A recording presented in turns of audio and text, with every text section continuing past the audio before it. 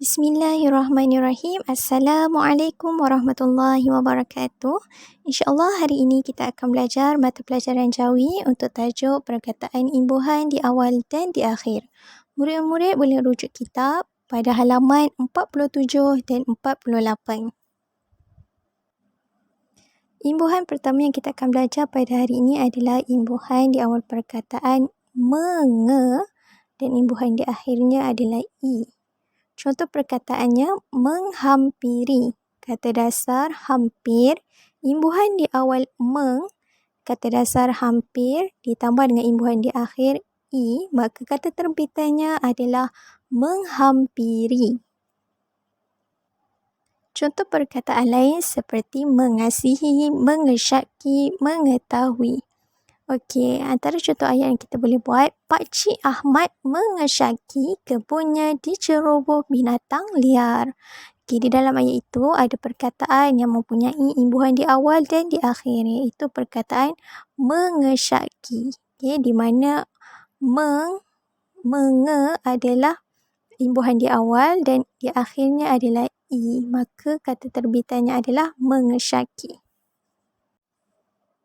Yang kedua, imbuhan meng di awal dan kan di akhir. Contoh perkataan menggabungkan.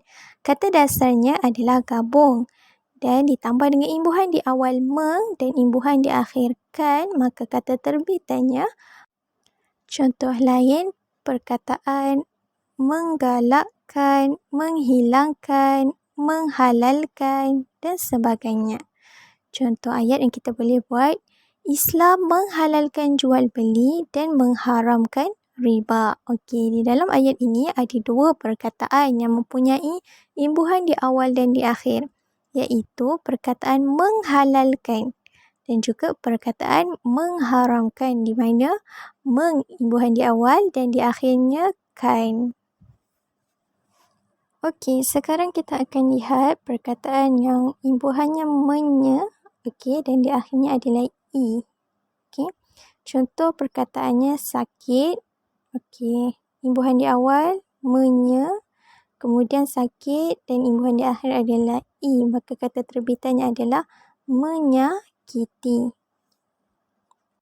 Contoh perkataan lain seperti menyukai, menyesali, menyakiti. Okey. Contoh ayat yang kita boleh buat, Saleh tidak menyedari bahawa tayar keretanya pancit. Okey, di dalam ayat itu, perkataan apakah yang mempunyai imbuhan di awal dan di akhir? Okey, ia perkataan menyedari. Okey, di mana ada imbuhan menye di awal dan i di akhir, maka kata terbitannya adalah menyedari. Okey, sekarang kita akan lihat perkataan yang ada imbuhannya di awal menge dan imbuhan kan di akhir. Contohnya kata dasar haid. Imbuhannya menge di awal, kemudian ditambah perkataan kata dasarnya haid dan imbuhan akhirnya kan, maka kata terbitannya adalah mengehadkan. Antara contoh perkataan lain seperti mengesyorkan, mengepamkan, mengehadkan dan sebagainya. Contoh ayat yang kita boleh buat, Encik Amin mengesyorkan agar diadakan gotong royong. Okey, di dalam ayat tersebut, perkataan mana yang mempunyai imbuhan menge di awal dan kan di akhir? Ya, perkataan mengesyorkan, di mana menge imbuhan di awal, syor adalah kata dasar dan kan imbuhan di akhir, maka kata terbitannya adalah mengesyorkan. Alhamdulillah, hari ini kita telah belajar 4 perkataan imbuhan di awal dan di akhir. Yang pertama, imbuhan meng di awal dan di akhirnya adalah kan. Yang kedua, imbuhan menge di awal dan imbuhan di akhirnya adalah i. Dan yang ketiga, imbuhan menge di awal, imbuhan di akhirnya kan. Dan juga yang terakhir, imbuhan menye di awal dan i di akhir. Semoga murid-murid diberikan kefahaman yang baik, insya-Allah.